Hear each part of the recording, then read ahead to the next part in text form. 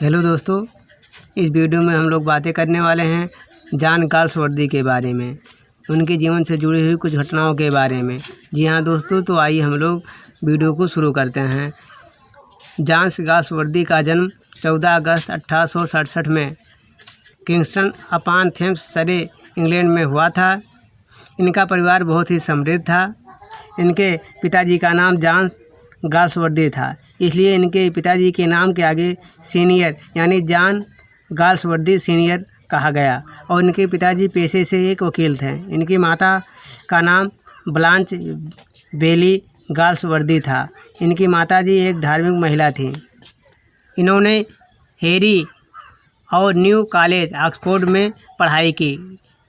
इन्होंने 1889 में ऑक्सफोर्ड में कानून की दूसरी परीक्षा पास की। फिर एक बैरिस्टर के रूप में प्रशिक्षित किए गए। ये 1890 में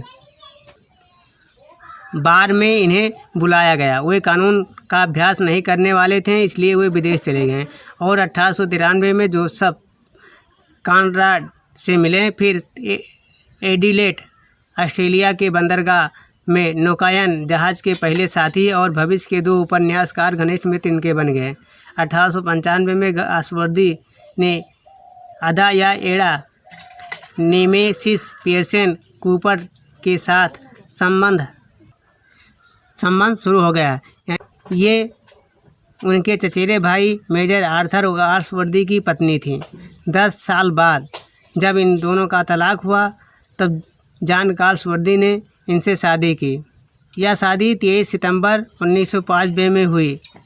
अपने शादी से पहले वे अक्सर हार्टमूर, डिवोन के मैनटन गांव में बिंगस्टोन नामक एक स्थान पर, जो फार्म हाउस था, उसमें गुप्त रूप से ये रहा करते थे। 1908 में गाल्सवर्दी ने इमारत के एक हिस्से पर एक लंबा पट्टा लिया और 1923 तक यहाँ उनका नियमित रूप से दूसरा घर हो गया। गाल्सवर्दी को साहित्य की ओर उनकी पत्नी एड़ा या अदा ने प्रेरित किया और कहा, उन्होंने, आज मैं जो कुछ भी हूँ वह मेरी पत्नी की प्रेरणा से है। इसलिए उन्होंने अपना पहला काम समर्पित किया, जो उनकी पत्नी की लोक कहानी का संग्रह था, फ्रॉम द फोर विंड्स, 1897।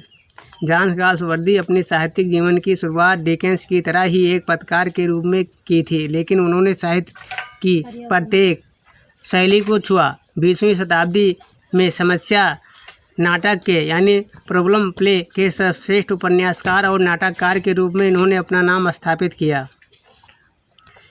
दी फारिसी 1904 अपने नाम से प्रकाशित करना इन्होंने शुरू कर दिया, शायद अपने पिता की मृत्यु के कारण।